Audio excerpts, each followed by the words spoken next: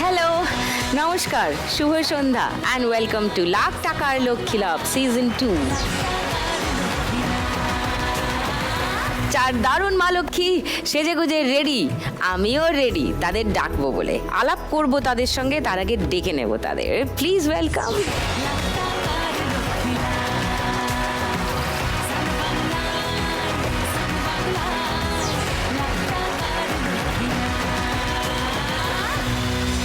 কেমন আছো সবাই? ভালো আছি। কি আপনি কেমন কেমন আছেন? আছেন, ম্যাম? আমি ভালো আছি, একদম ভালো আছি। আচ্ছা, সবার সঙ্গে একটু আলাপ করে নি আগে। কণিকা, নমস্কার কণিকা। নমস্কার সুইতাদি, আমার নাম কণিকা বাগ। আমি দক্ষিণ চব্বিশ পরগনা সোনাপুর থেকে এসেছি। আচ্ছা, কি করো কণিকা? আমি লেবু লঙ্কার ব্যবসা করি। রাজপুর বিবর্তনী চণ্ডীবাড়ি আছে, ওখানে লেবু লঙ্কা দিয়ে আসি। সপ্তাহে 2 দিন করে দিই আমি। উত্তরিণী চণ্ডীবাড়িতে তুমি লেবু লঙ্কার মালা হয় না, হ্যাঁ, ওই হ্যাঁ। মালাটা গেঁথে দিয়ে ও আসি।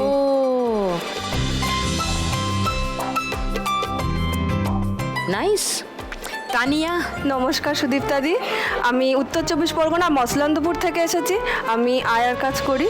এই মুহূর্তে কোথাও কাজ করছো? হ্যাঁ, এই মুহূর্তে কাজ করছি নরেন্দ্রপুর। ছুটি নিলে কেমন করে? কালকে রাত 1টার সময় আমি বাড়ি এসেছি মসলন্দপুর, নরেন্দ্রপুর থেকে। এই আজকে আসবো বলে।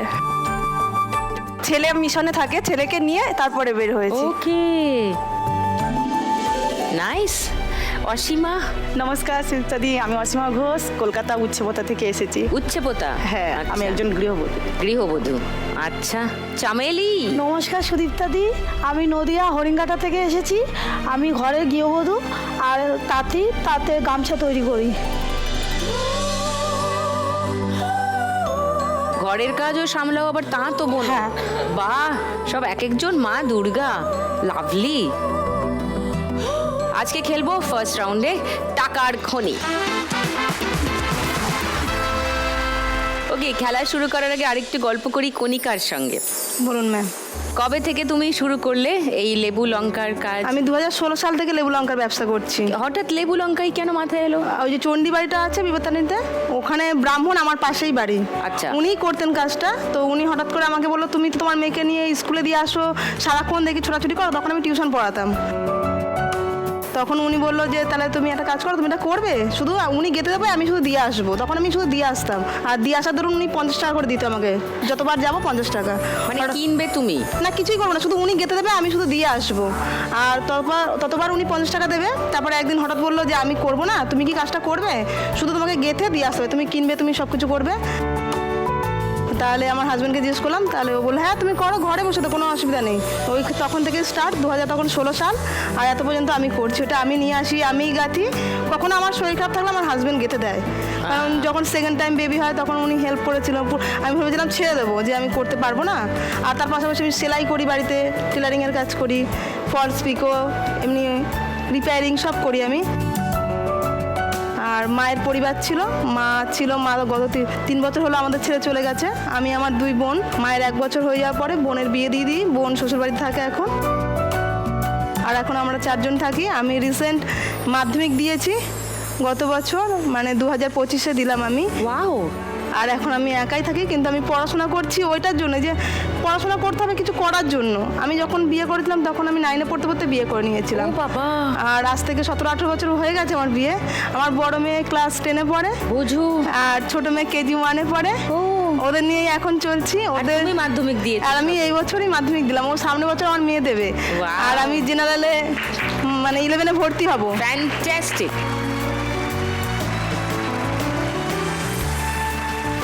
এই যে সাহসটা করে এগিয়েছো, এটা মানে অসাধারণ। মনে অনেক ইচ্ছা ছিল, কারণ সংসারের তো চাহিদা অনেক, হাজবেন্ডের টাকায় হবে না। আমি লেবু লঙ্কা করি, ওই টাকা জমি আমি ভর্তি হয়েছি। আমার হাজবেন্ড 1 টাকাও দেয়নি, চাইও নি। আমি পরীক্ষা দেওয়া, তোমার হাজবেন্ড কি করেন? ও গাড়ি চালায়, কোম্পানির গাড়ি চালায়। আচ্ছা। আমি বলিনি, শুধু একবার বলেছি যে ভর্তি হবো আমি। ও বলেছে তুমি যদি সবকিছু সামনে পারো করো। very good. মেয়েকে পড়াতাম, মেয়েকে 6 পর্যন্ত আমি একা পড়িয়েছি।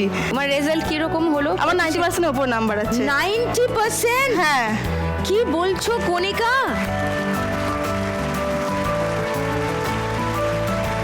আমরা যে মিশন থেকে দিয়েছি, আমাদের মিশনের মধ্যে আমি 4 নম্বরে আছি। যে ফার্স্ট হয়েছে সে 619 পেয়েছে, আর আমি 2 নম্বর কম 600 পেয়েছি।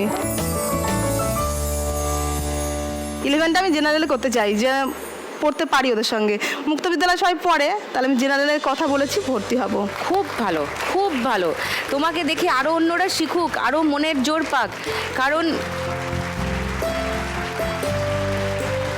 যে শিক্ষা নেয়নি বা পায়নি তার একটা চিরকালীন ফ্রাস্ট্রেশন থাকে ভেতরে ভেতরে, হয়তো একদমই তাই, ম্যাম। সবসময় বলে উঠতে পারে না, কিন্তু সে জানে যে আমি পিছিয়ে আছি, আমি অন্যদের মতো পড়তে পারি না, একদমই জানি তাই, না, হ্যাঁ। লিখিনি। যখন কোথাও যাই না, সবাই বলে যে আমি অনেকদূর পড়াশোনা করেছি, তখন আমি মনে মনে খুব খারাপ পেতাম। হ্যাঁ। এই যে আমি পড়লাম না, তখন আমি পড়িনি, তখন আমি পড়ো, এখন একদম পড়ছি, পড়ো। তুমি চেষ্টা তোমার করবো। মেয়ে হাত ধরাধরি করে একদম, একসাথে এগো। ওকে আমি একটা- জিজ্ঞেস করি তো, যে কোনো কিছু হলে বলি মামা বলে দে এটা কি হলো, ওকে বলি মা এটা পারবো তো, আমি এটা করতে পারবো তো। খুব ভালো।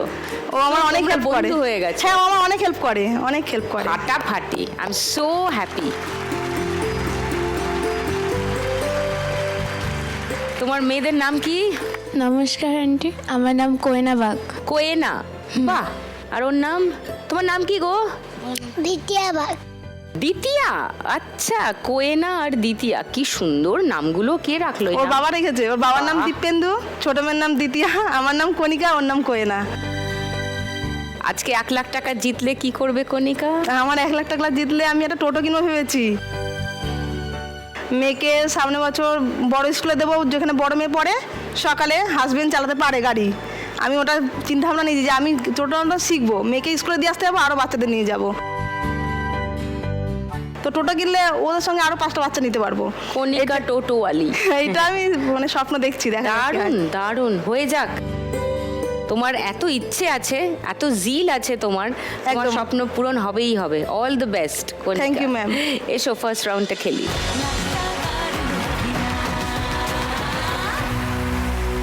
চলো, তোমার 1 মিনিট সময় শুরু এখন। এক জায়গায় করো টাকাগুলোকে, নাহলে উঠবে না। সব পড়ে যাবে, পড়ে যাবে না, ওটা অত নিচে তো নামানো যাবে না। মা ভালো করে খেলো মা, সব টেবিলের বাইরে চলে যাবে। ভালো করে এক তোমার ঝটকায় কাছে তোলো নিয়ে মা, ভালো করে তোলো মা। তোলো তোলো তোলো মা, তোলো। হ্যাঁ হ্যাঁ হ্যাঁ। তোলো, ঝটকা মারো। সামনে, নিচে ঢোকাও, সামনে ঢুকিয়ে তোলো। ঝটকা মারো। নিচে ঢোকাও, আগে ঢোকাও, ঠিক করে ঢোকাও, টাকাটা ফিল করো। অনেক টাকার নিচে গেলে ফিল করবে তুমি। পড়ে যাচ্ছে, সব পড়ে যাচ্ছে, সব পড়ে যাচ্ছে, সব পড়ে যাচ্ছে, সব টাকা পড়ে যাচ্ছে নিচে। এবার নিচে ঢোকাও, খুন্তি ঝটকা মারো। হয়নি, নিচে ঢোকাও, ঢোকাও, নিচে ঢোকাও, ঢুকে এক ঝটকা মারো। Yes, very good. ও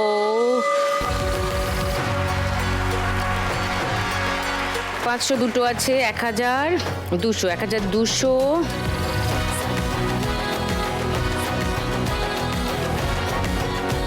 5, 6, 7, 8, 1980। কণিকার স্কোর ফার্স্ট রাউন্ডে। এবার তানিয়া। আয়ার কাজ মানে কি? অসুস্থ মানুষের দেখাশোনা নাকি বাচ্চা? না, পেশেন্ট দেখি আমি। Patient হ্যাঁ, দেখো। আমি সিরিয়াস পেশেন্ট, যাদের বেড পেশেন্ট আমি দেখি। আচ্ছা, সো তুমি কতদিন হলো এই কাজটা করছো? আমি 13 বছর হচ্ছে করছি। 13 বছর। হ্যাঁ। তুমি কি ট্রেনিং নিয়েছিলে প্রফেশনাল? প্রথম থেকে বলি দিদি, আমার খুব ছোট বয়সে বিয়ে হয়ে যায়, 16 বছর বয়সে। তো 16 বছর বয়সে, যেহেতু বাড়ির বড় মেয়ে, আমরা 3 বোন 1 ভাই, তো 16 বছর বয়সে বাড়ি থেকে দেখাশোনা করেই বিয়ে হয়। এত কম বয়সে? হ্যাঁ, যেহেতু বাবা ছোটোখাটো একটা কাজ করেন, 16 বছর বয়সে বিয়ে হয়ে যায় দিদি। যখন আমার 14 মাস আমার মানে বিবাহিত জীবন আমার 14 মাস, তার মধ্যে 7 মাস আমার ছেলে পেটে আসে। তার 3 মাস পরে আমার হাজবেন্ড মারা যায়।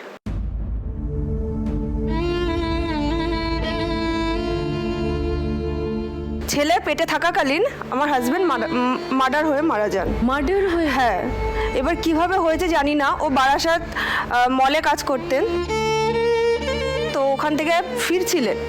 যেমন শ্বশুরবাড়ি থেকে স্বাদ হয়, তো আমাদের যেহেতু গোবরডাঙ্গা বাড়ি, আমাকে আগে মসলান্তপুর রেখে এসেছিলেন। আমার শরীরটা খারাপ ছিল বলে, তো আমার বরের মসলান্তপুর নামার কথা ছিল আমার কাছে, আমার বরকে মসলান্তপুর নামতে দেয়নি। যারা এই কাজটা করেছে তারা নামতে দেয়নি আমার বরকে।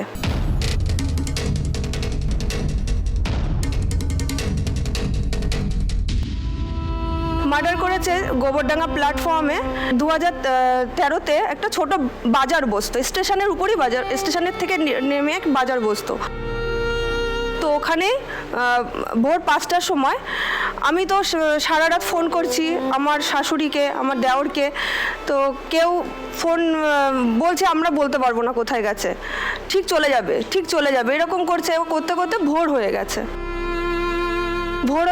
তখন 5টা বাজে। তো মায়ের ফোন আসে, আপনার মেয়ে, তাকে দিন। আমি কথা বলার পরে বলছে আপনার হাজবেন্ড এরকম স্টেশনে পড়ে আছে।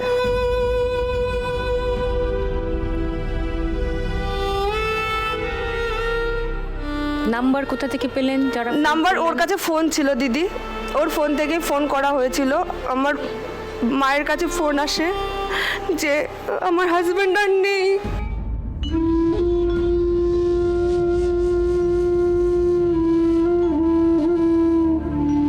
ওকে মার্ডার করে দেওয়া হয়েছে খুব বিভৎসভাবে।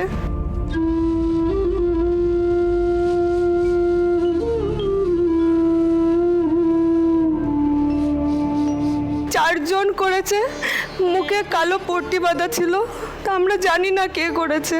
কিন্তু কোনো পুলিশ কেস, কোনো হ্যাঁ, পুলিশ কেস করা হয়েছিল, যেহেতু আমাদের গোবরডাঙ্গা ফাঁড়িটা আগে বনগাঁর আন্ডারে ছিল, বনগাঁতে কেস হয়েছিল।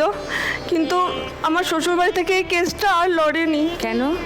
কারণ তাদের আরও মানে যেহেতু আমার বরের আরও একটা ভাই আছে, ওই কারণে আর তারা এগোয়নি এই কেসটা। এই কেসটা ওখানেই স্টপ করে দেয় দিদি। তার ভাইকে কি লাইফ থ্রেট দেওয়া হয়েছিল? হ্যাঁ, আর এগোনো হয়নি এই কেসটা। চারজন কি করে জানলে? সবাই স্টেশনে যখন আমার বরকে মানে বাড়ির লোকেরা যায়, তখন স্টেশনে আমার বর অনেক বাঁচার চেষ্টা করেছিল দিদি, কিন্তু আমার বরকে বাঁচতে দেয়নি।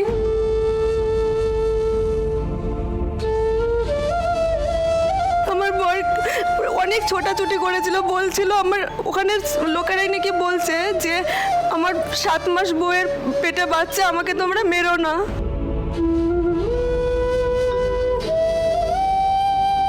এরকমও বলেছে আমার বর, কিন্তু আমার বরকে কেউ একটু সাহায্য করেনি।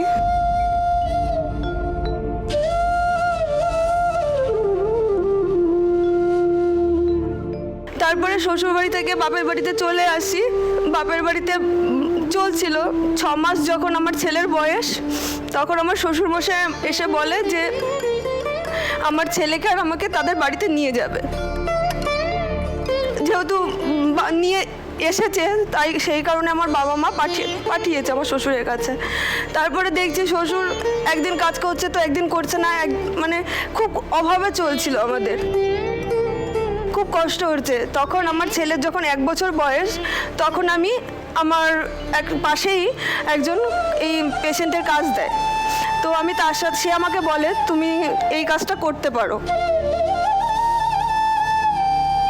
ভোরবেলা উঠতাম, রান্না করতাম, করে রেখে তখন 9টা বাজে গোবরডাঙ্গা নামতাম, বাজার করতাম, বাড়ি এসে রান্না করে তারপরে ছেলে আর শ্বশুরকে বাদ দিতাম।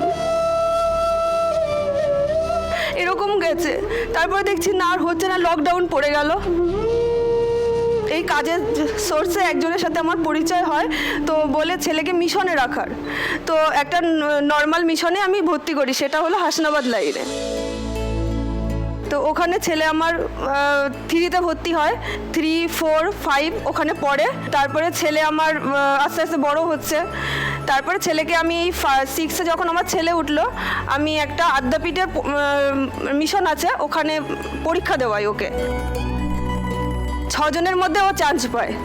তো ওখানে ওকে আমি দিই, ও এই 2 বছর মতো হচ্ছে ওখানে আছে আদ্যাপীঠ। হ্যাঁ, আদ্যাপীঠে আছে। আমি এই টুকটাক করে আর কাজ করে আমি ওকে মানুষ করছি দিদি। তুমি এখনো শ্বশুর বাড়িতেই আছো? আমি শ্বশুরবাড়িতে থাকি না দিদি, আমার শ্বশুরবাড়ি থেকে কোনো হেল্প পাই না। আর বাপের বাড়ির কাছে একটা ছোট ভাড়া নিয়ে আমি থাকি, সেখানেই আমার জিনিসপত্র, সেখানেই আমি থাকি। আর খাওয়া দাওয়া মায়ের কাছে গিয়েই করি। বাড়ি যখন আসি 2 মাস 3 মাস অন্তর অন্তর আমি বাড়ি আসি, আর মা ছেলেকে দেখতে যায়।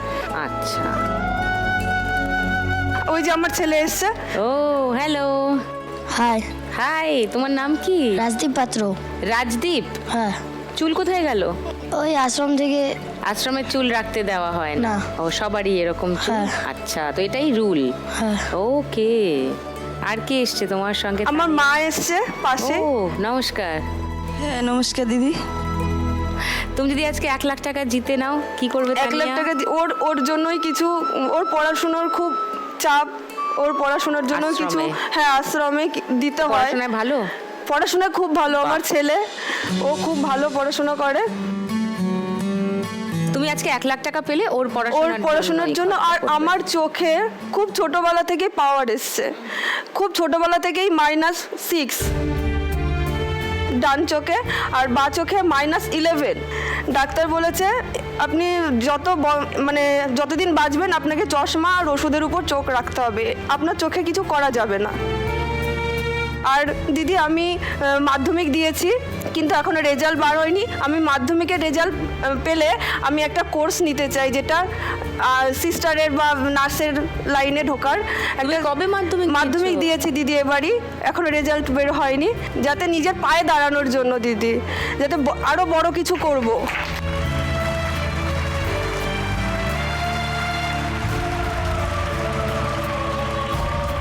তোমরাই হচ্ছে আসল ওয়ারিয়র, বুঝেছো? এসো ফার্স্ট রাউন্ডটা খেলি, এসো।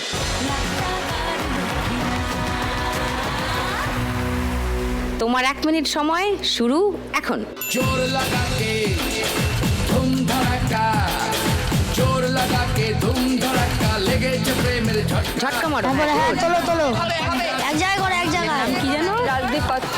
তোলো রাজদীপ। এবার তোলো ले हलवा হ্যাঁ এক জায়গায় করো টাকাগুলো ले हलवा ओ मां सुंदर ফিল করে। হ্যাঁ ফিল করো অনেক টাকা, এবার মারো ঝটকা। হ্যাঁ তো হবে হবে खेले चिपे मेरे भटका ले हलवा হ্যাঁ আছে আছে আছে আছে এক জায়গায় এক জায়গায় ঢোকাও, নিচে ঢোক, ले हलवा हलवा हलवा ले हलवा ভালো করে একবার, ঢোকাও, হ্যাঁ। এক ঝটকায়। না ওপাশে নেই, আবার এক জায়গায় করো আবার এক চলে গেছে, জায়গায় আরো করো টানো। दिन এবার এই সামনে দিয়ে পড়ে যাচ্ছে। হ্যাঁ তোলো এক হ্যাঁ, জায়গায় ও Good. हम जमाती जो में बोलके হবে এক জায়গায় করো নিচে মারো ঝটকা, যা 500 টাকা পড়ে গেল। আবার এক জায়গায় ওই যা ধরে রাখ। 506 খানা আছে মানে 3000।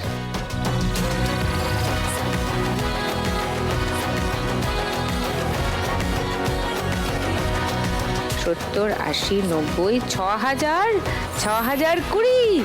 ও তানিয়া, আচ্ছা তোমার গল্প শুনি একটু। তুমি বললে তুমি গৃহবধূ, বাড়িতেই থাকো, কে কে আছেন বাড়িতে? বাড়িতে হাজবেন্ড আর ছেলে। আচ্ছা ছেলে কত বড়? ছেলে 4 বছর। 4 বছর। হ্যাঁ। ও ছোটই। ছোট। আচ্ছা অসীমা আজকে 1 লাখ টাকা পেলে কি করবে? দিদি 1 লাখ টাকা পেলে আমি একজন ব্লাড ক্যান্সার পেশেন্ট, আমি চিকিৎসা করব আর আমার ছেলের চিকিৎসা করব। ছেলের চোখের পাতায় টিউমার আছে, টিউমার চিকিৎসা করতে গিয়ে ওর অ্যাবনর্মাল টাইপ এসে গেছে, হয়ে গিয়ে ব্রেন 20% খারাপ হয়ে গেছে।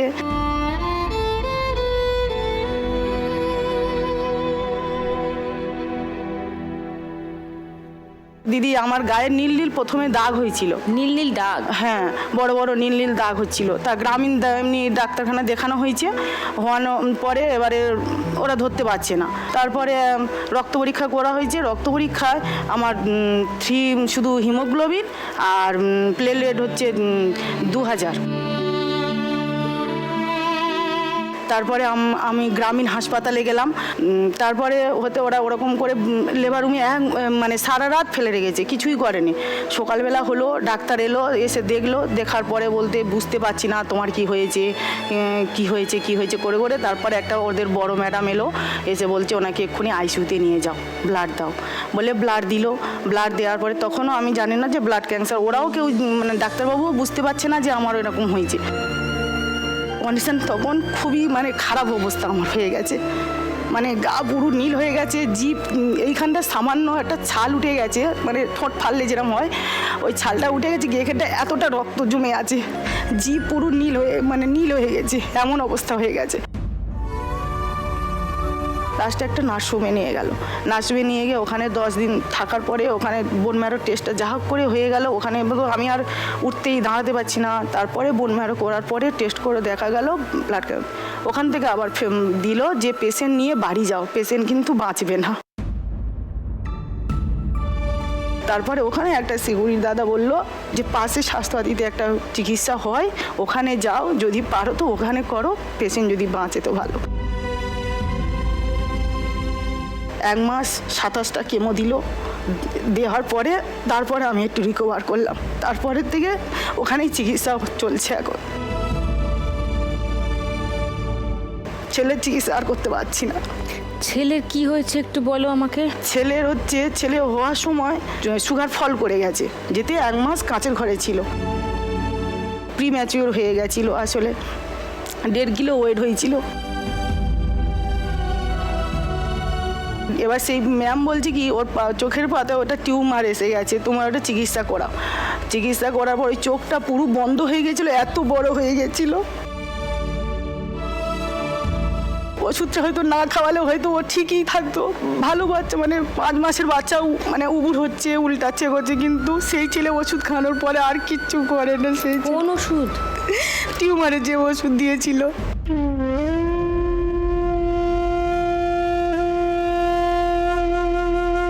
নিজের চিকিৎসাও ঠিক মতন হচ্ছে না, ওরও পাচ্ছি না এখন, এমন হয়েছে।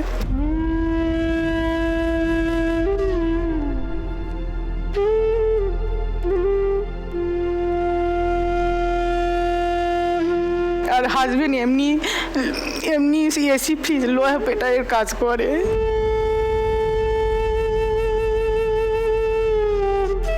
সবার কাছে খুব ধার দেনা, লোন ফোন করে এইসব আমার চিকিৎসাটা যা হোক করে হয়েছে, কিন্তু ছেলের আর পাচ্ছি না।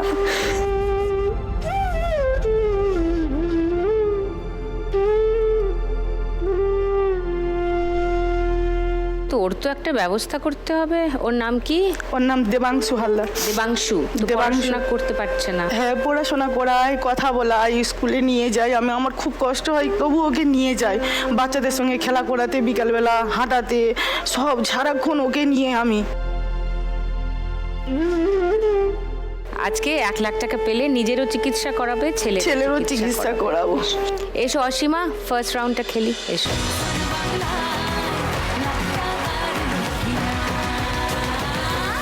চলো, তোমার 1 মিনিট সময় শুরু এখন। এক ঝটকা মারো, আস্তে করে পড়ে যাবে।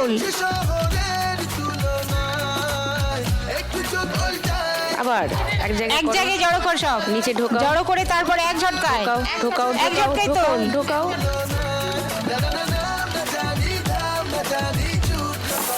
এক জায়গায় জড়ো করে এক ঝটকায় ঢোকাও, বেশি এক ঝটকায় তো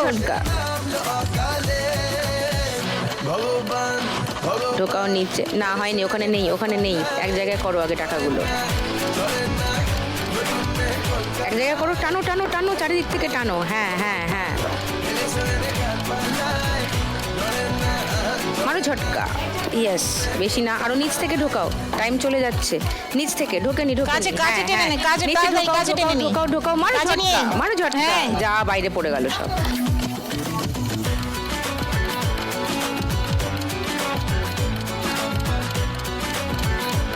না, নেই ওখানে, আবার ঢোকাও, মারো ঝটকা, ইয়েস, আবার চট করে ঢোকাও। না, ঢোকেনি।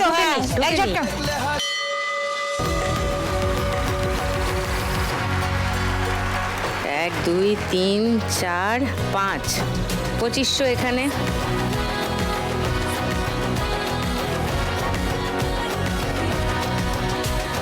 1 2 3 4 5040, লাভলি।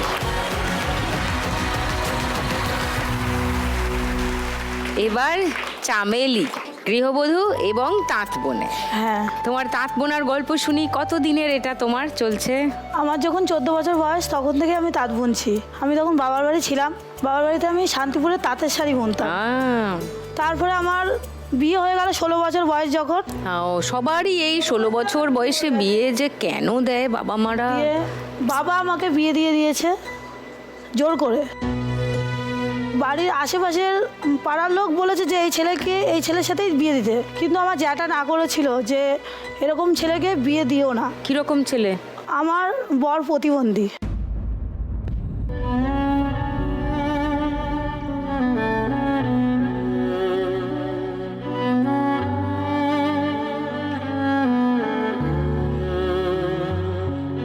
মা রাজি ছিল না, মা আমার হাত ধরে টেনে তো রাস্তার ওপার চলেই গেল, দিয়ে বাবা টেনে নিয়ে আসছে, বলছে আমার মেয়েকে থুয়ে তুমি যেখানে খুশি যাও।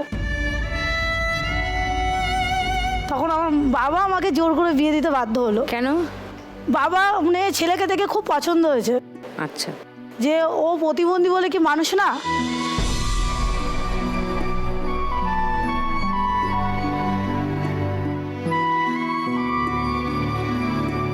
তারপরে বিয়ে হলো, তারপরে আমি তো শ্বশুরবাড়ি চলে আসলাম, দিয়ে আমি এক সপ্তাহ পরে বাপের বাড়ি আবার গেছি, দিয়ে আবার এসছি। তার পরের সপ্তাহ থেকে আমি আবার কাজ শুরু করে দিচ্ছি। কি কাজ করছি শুরু তখন করলে? আমি গামছা শুরু করলাম। গামছা বোনা।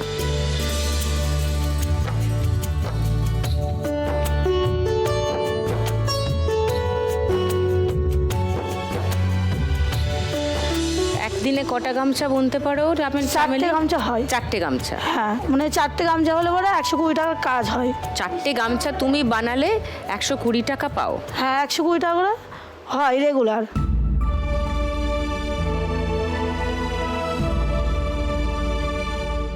তারপর আমি কাজ করছি, এই তাঁত বোনা কাজটাই আমার চলছে, আর বাড়িতে সংসারে যাবতীয় কাজ আমার করতে হয়। মেয়ে স্কুলে চলে যায়, ছেলেও স্কুলে মেয়ে চলে যায়। কত বড়? মেয়ের 15 বছর বয়স আর ছেলের 12 বছর বয়স। তোমার কত বছর বয়স? এই 30 বছর বয়স।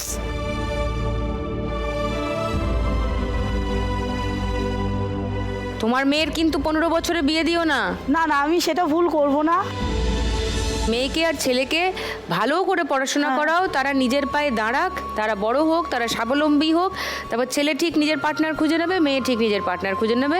পড়াতে চাচ্ছি, কিন্তু ওখানে আমাদের পাড়াটার মধ্যে একটা মাস্টার পায় না। মানে মাস্টার পেলেও বাড়িতে এসে পড়াবে, তাদের মানে 1500 টাকা মাস গেলে দুজনাকে 1500 টাকা। তাও আমি পড়িয়েছিলাম, মানে 2 মাস মতন আমি খুব কষ্টের মধ্যে, মানে মাইনাটা দিতে আমার খুব কষ্ট হয়ে যাচ্ছিল। এবার আমি আর পারলাম না, দিয়ে বন্ধ করে দিই। দিয়ে আমার মেয়ে এখন 8-এ উঠেছে, নিজেই পড়ছে। হ্যাঁ, মেয়ে এবার বলছে মা তুমি আমাকে পড়াতে দাও, আমি পড়বো।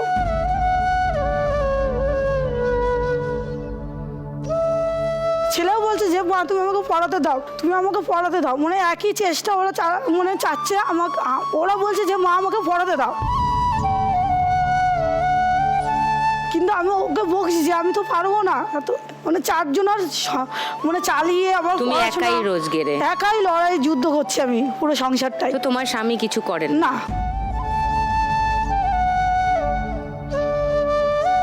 দিয়ে এবার পড়াতে দিয়েছি। এখন ওখানে বলেছে 600 টাকা করে নেবে, 1200 টাকা বলেছে মাসে। তা পড়াতে দিয়ে দুজনের দুটো ব্যাগ আমি ধার করেই কিনে দিয়েছি, 300 টাকা করে নিয়েছে, 600 টাকা। আর বইটা দাম করে এসছি, তা বলেছে সবগুলো বই 1600 টাকা মতন পড়বে। এবার 1600 টাকা আমি দাম করে যে এসছি, আমি আর যেতে পারছি না বইটা আনতে। এমনকি সব বাচ্চারা স্কুলে যাচ্ছে, আমার মেয়ে কাঁদছে, ও আমাকে ভর্তি কর। আমি ভর্তি করতে পারছিলাম না টাকার জন্য।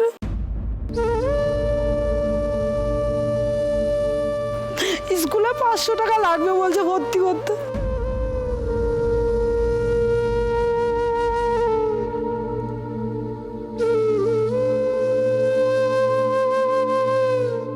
মালিকের কাছ থেকে 500 টাকা ধার দিলাম, দিয়ে মেয়েটার ভর্তি করিয়ে আসলাম। তখন আমার খুব মানে শরীরটা খুব খারাপ, জ্বর। ভর্তি নেওয়ার পরে এখন আমার মেয়ে ছেলে স্কুলে যাচ্ছে, কিন্তু প্রাইভেটে যেতে চাচ্ছে না। আজকে যেমন পড়া ছিল 7টার থেকে, স্যার ফোন করেছে, আমার মেয়ে ফোনটা ধরেছে, তা বলছে স্যার আমার মা কোথায় জন্য যাবে, আমার মা বাড়িতে নেই, আমি আজকে যেতে পারছি না পড়তে, মানে বইটা নেই সেটা আর বলিনি। আমি বলেছি যে কটা দিন পরে বইটা কিনে দেবো।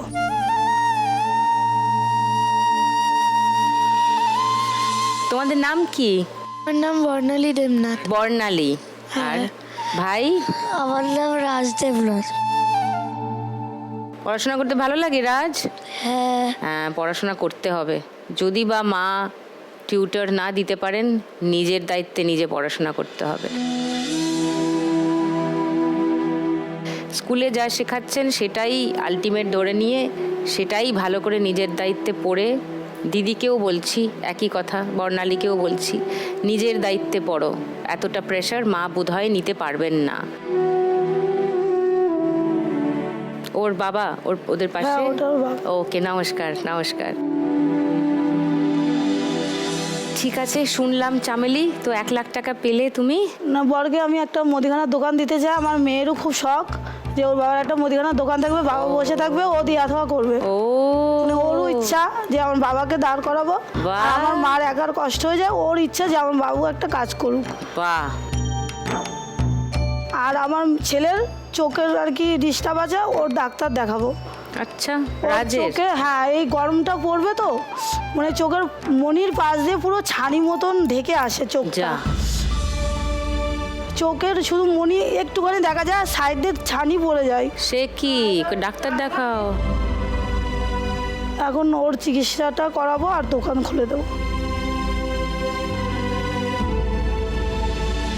ঠিক আছে, দেখো প্রত্যেক রাউন্ডেও অনেক টাকা জেতা যায়, কত টাকা জিততে পারো দেখো, তাহলে তোমারও একটু সুরাহা হবে। ওকে, এসো চামেলি, এসো।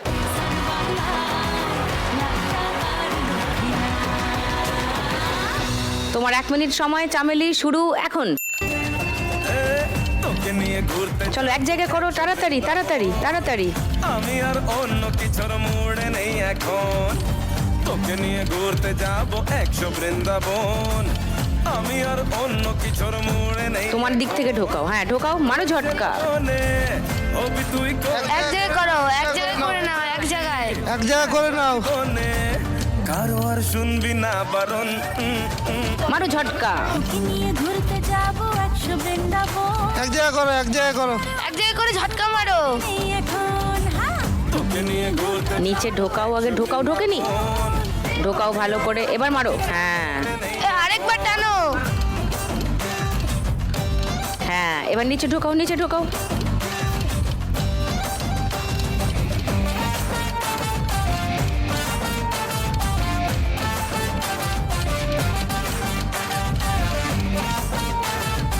ঢোকাও ঢোকাও, আগে ফিল করো, টাকাগুলো ফিল করো।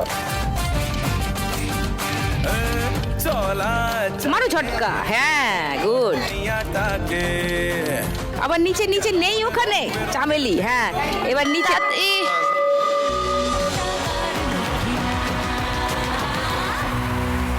1 2 3 500 মানে 1500,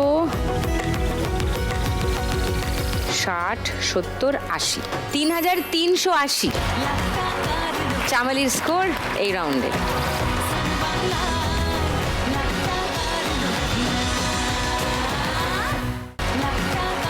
শুরু করি গানের রাউন্ড। গানে গানে লক্ষ্মী লাভ।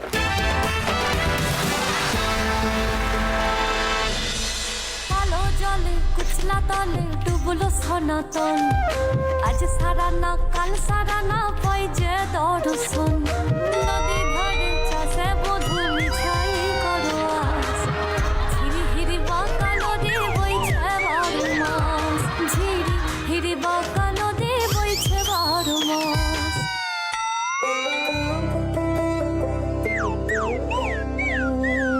আমার বাবাটার জন্য আমার খুব কষ্ট হচ্ছে। বাবা কি করলো? আমার বাবা ভীষণ কষ্ট পাচ্ছে। কেন? আমার বাবা দুপুরবেলা চান করতে নেমেছিল পুকুরে। তোর গামছা চাই? না, আমি আজকে কোনো জিনিস চাই না, আমি শুধু আমার বাবার সম্মান ফিরে পেতে চাই। সম্মান?